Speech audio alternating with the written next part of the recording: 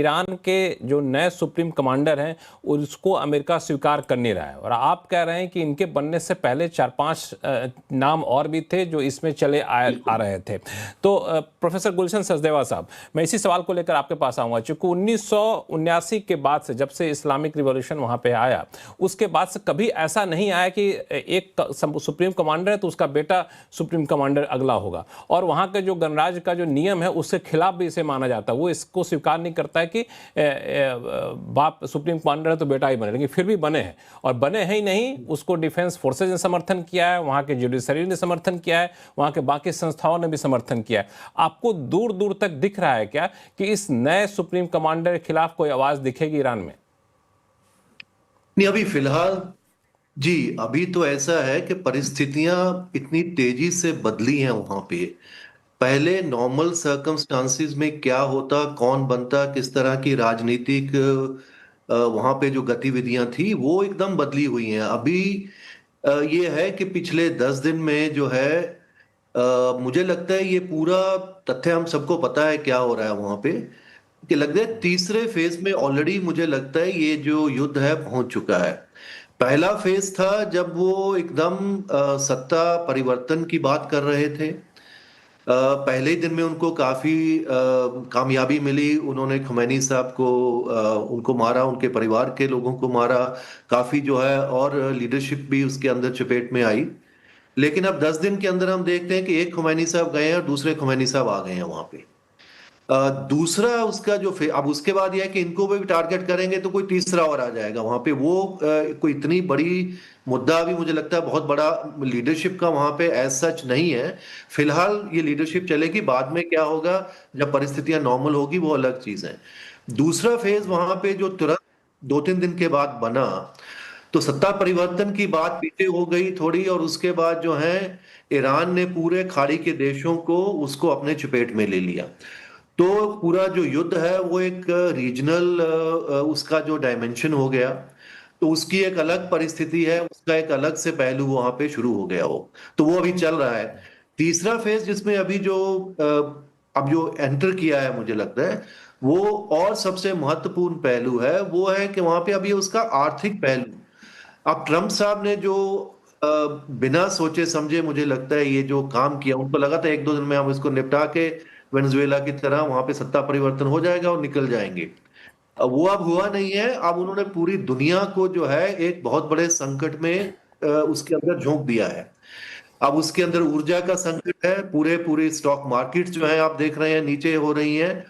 और अभी जहां तक जो भी इसके बारे में एनालिसिस आ रहे हैं, सब लोगों का यही मानना है कि भले ही उनकी नेवी एयरफोर्स खत्म हो गई हो या बहुत कमजोर हो गई हो, लेकिन अभी वो कोई वहां पे ऐसे आसार नहीं है कि 1-2 दिन के अंदर, 10-5 दिन के अंदर कुछ खत्म होने वाला है।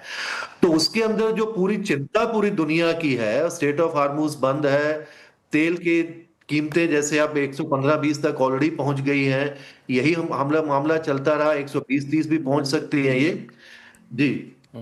तो ये सब जो चीजें हैं जो बनी हैं, इससे पूरी जो परिस्थिति वहां की बदली है। तो ये अभी जो डोमेस्टिक पॉलिटिक्स वहां की थी, वो डोमेस्टिक पॉलिटिक्स अभी वो पूरी इंस्टीट्यूशनल चीज है, क्योंकि एक उनकी सिंपथी की जो वेव है खुमैनी साहब के प्रति, इसीलिए मुझे लगता है उन्होंने उसको आगे रखा है। तो उससे जो पूरी कंसोलिडेशन जो है पूरी कंट्री के अंदर खुमैनी के नाम से, मुझे लगता है उसको यूज करेंगे। जब चीजें बदल जाएंगी हो सकता है फिर जो नॉर्मल तब पॉलिटिक्स देखा है जाए, वहां की फिर आएंगी। जी, तब देखा जाएगा। बिल्कुल। द न्यू इंडियन के एडिटर इन चीफ आरती टिक्कू सिंह साहब जी हैं हमारे साथ। आरती, मैं इसको थोड़ा सा दूसरे तरीके से देख रहा हूँ कि जिस 3 मकसद के साथ, जो कह सकते हैं जो उनके घोषित मकसद थे कि 3 मकसद के साथ हमने युद्ध किया है, उस तीनों मकसद में से तो किसी में सफल होते दिखने रहे हैं ट्रंप। आपको लगता है कि मौजूदा हालात में ट्रंप और इजरायल अपने मकसद को टोन डाउन करेंगे या फिर युद्ध खत्म करने के लिए कोई ना कोई बहाना ढूंढेंगे कि नहीं अब देखिए स्थिति नहीं आई? लक्ष्मण, मुझे नहीं लग रहा है कि ये सिचुएशन अभी आई है। इनफैक्ट जो स्टेटेड ऑब्जेक्टिव्स यूएस के है वो बहुत ही एम्बिगुअस है, बहुत ही कंफ्यूजिंग है, और वो हर दिन बदलते हैं। उनके गोल पोस्ट जो है लगातार बदलते रहे हैं। प्रेसिडेंट ट्रम्प का जो पूरा मैगा का एजेंडा था कि वो एंडलेस वॉर्स में नहीं एंट्री लेंगे, वो जहाँ पे भी कॉन्फ्लिक्ट्स या यूएस सोल्जर्स या यूएस आर्मी या किसी तरह की भी जो यूएस कॉन्फ्रंटेशन है वो वहाँ से विड्रॉ करने का उनका एजेंडा था। उस एजेंडा से वो बिल्कुल यू टर्न लेके उन्होंने ईरान पे हमला किया और ये ऑपरेशन नहीं है, इसका नाम ईरान वॉर है।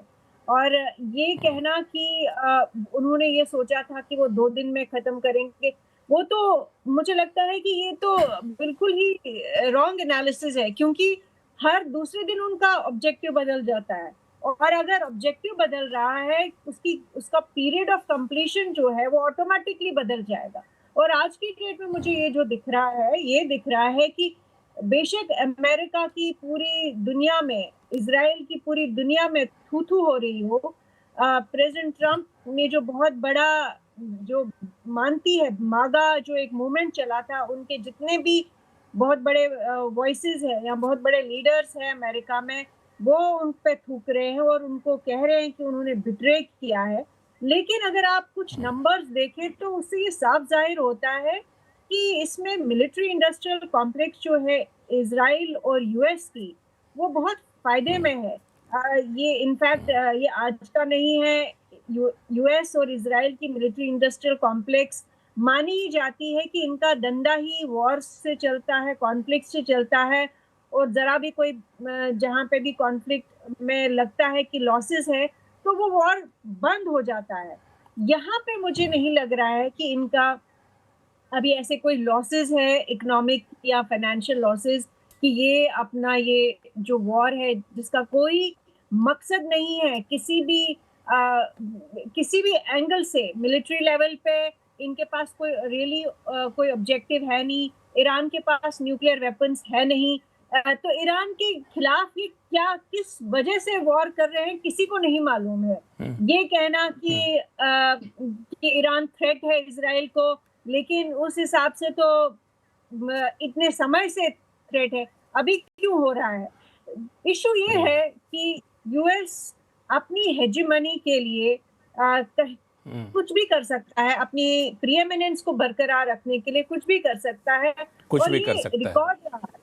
बिल्कुल, ये वॉर तभी बंद होगा जब मिलिट्री इंडस्ट्रियल कॉम्प्लेक्स का मुनाफा पूरा कंप्लीट हो जाएगा और नुकसान भरना शुरू कर देंगे। अभी इस वक्त सिर्फ एमआईसी नहीं, इस वक्त जो है ऑयल एंड गैस की जो बड़ी-बड़ी इंडस्ट्रीज है अमेरिका की, फॉर एग्जांपल, वो बेनिफिट कर रहे हैं इस वॉर से। जितना स्ट्रेट ऑफ हॉर्मुज बंद रहेगा और जो ऑयल 20% 30% सप्लाई जो ऑयल की है, उस पे ज्यादा देश जो है, चाइना सबसे बड़ा इंपोर्टर मैं मानती हूँ ऑयल का, स्ट्रेट ऑफ हॉर्मुज से जो आता था। अब उन्होंने अपनी सप्लाई लाइंस मेरे ख्याल से चेंज कर रहे हैं और रशिया से ज्यादा लेंगे और बाकी जगह से लेंगे, और अमेरिका लेकिन आप कह रहे हैं कि स्ट्रेट ऑफ हॉर्मुज जितने दिन बंद रहेगा उतना ही अमेरिका की कंपनियों को फायदा होगा, ऐसा क्या? बिल्कुल साफ दिख रहा है कि अमेरिका को, आपको याद होगा प्रेसिडेंट ट्रम्प का जो एक बहुत बड़ा स्लोगन ड्रिल बेबी ड्रिल, उसका पूरा मकसद क्या है, उसका मैथ्स क्या है, उसकी इकोनॉमिक्स क्या है? उसकी इकोनॉमिक्स यही है कि ज्यादातर दुनिया जो है वो अमेरिका से तेल खरीदे।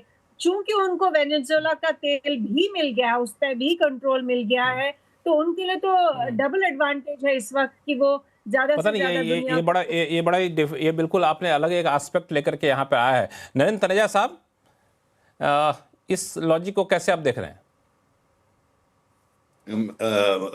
मुझे समझ में नहीं आ रहा ये लॉजिक। देखिए, तरह तरह के हर एक के अपने विचार होते हैं, बहुत सारी कॉन्स्पिरेसी थ्योरीज मार्केट में फ्लोट कर रही हैं। मुझे समझ में नहीं आया इसको अमेरिकन कंपनीज को इसमें कैसे फायदा मिलेगा।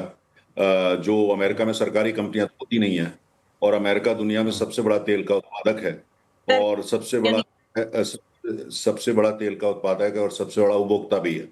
वो आयात भी भारी मात्रा में करता है, वो जितना तेल हम आयात करते हैं लगभग उससे थोड़ा ज्यादा ही आयात भी करता है। तो लेकिन देखिए, यहाँ पे जो सबसे बड़ा मुद्दा वो ये है कि जो ड्रिल बेबी ड्रिल, तो उसके वो बेसिकली जो रिस्पॉन्स था जब बाइडेन साहब सरकार में थे तो उन्होंने जो एनर्जी, रिन्यूएबल एनर्जी की बात करी थी, तो ट्रम्प साहब ने आकर के उसको बंद करा और आके एक आके जो तेल के उत्पादन पे आपने तमाम सारी जो रोकें लगा दी हैं और उसको डिमोनाइज कराया ऑयल को, उन्होंने उसको रिवर्स किया और कहा ड्रिल बेबी ड्रिल। हालांकि जब ड्रिल बेबी ड्रिल के नारे के बाद अमेरिका में 1 बैरल भी तेल का उत्पादन बढ़ा हो, ऐसा कुछ भी नहीं हुआ है। तो इसलिए जो ये दूसरा मेरे ट्रम्प साहब का ये बार बार ये कहना कि भाई वो कभी कुछ बोलते हैं कभी कुछ बोलते हैं, ये कहना कि वो रोजाना मकसद चेंज कर रहे हैं। हम ये एक चीज नहीं भूलें, ये इजराइल का युद्ध है, ये अमेरिका उसको समर्थन दे रहा है और ये इजराइल की वॉर है। और जो अमेरिका के अंदर जो पूरी प्रो इजराइल लॉबी है वो सब इसके साथ हैं। हमको ये भी देखिए, इजराइल, मुझे जो समझ में आता है कि कुल मिला के अमेरिका को ये लगता है ये एक मौका है, ये एक मौका है जहां पे जो पूरे इलाके के अंदर अगर आप उठा करके देखते हैं तो इजराइल को उस पूरे इलाके का, मिडिल ईस्ट का हेजीमोन बना दो, दादा बना दो। क्योंकि ईरान की जो प्रॉक्सीज हैं उन पर पहले टारगेट करा गया, ध्यान से देखिए, हमास, हजबुल्ला, हुतीज, उनको टारगेट करा गया। उसके बाद जो जहां से जो उनको समर्थन कर रहा था ईरान का, कि अब ये मौका है कि इसको जो है ठिकाने लगाओ। और इसके अलावा जो बाकी जो देश है वो तो काफी हद तक उनके नजदीकी हैं। तो ये एक गुणा इसमें तनेजा से इसमें थोड़ा सा मैं इनसे आरती टिक्कू सिंह जी कुछ जोड़ना चाहते हैं और उनका कमेंट ले लेता हूँ। आरती। हाँ लक्ष्मण जी, एक तो ये सही नहीं है, शोभा नहीं देता किसी को भी कि अब उनका लॉजिक है और दूसरे का लॉजिक जो है कंस्पिरेसी थियरी है। ऐसा शोभा नहीं देता किसी भी सीनियर व्यक्ति को बात करने का। दूसरी बात ये कि इसमें कोई इलॉजिक वाली बात नहीं है। आप मिलिट्री इंडस्ट्रियल कॉम्प्लेक्स अगर नहीं समझते हैं तो वो मेरी गलती नहीं है, आप पढ़ लीजिए उसके बारे में कि क्या कॉम्प्लेक्स है और लॉकहीड मार्टिन या इन जैसी कंपनीज को क्यों फायदा होता है युद्ध से, कॉन्फ्लिक्ट से, वॉर से, वायलेंस से, क्यों इन कंपनीज को फायदा होता है। और दूसरी बात कि ऑयल की सप्लाई जब कम हो रही है और प्राइस बढ़ रहे हैं तो क्या आपको लगता है इसमें किसी का फायदा नहीं? तो बेसिक इकोनॉमिक्स है, ये तो किसी को भी, आपको इकोनॉमिक्स का बेसिक स्टूडेंट समझा सकता है कि इसमें फायदा किसका है और नुकसान किसका है। नुकसान ग्लोबल साउथ का डेफिनेटली है, बहुत सारी पुअर कंट्रीज जो एफर्ट नहीं कर सकती उनका डेफिनेटली है।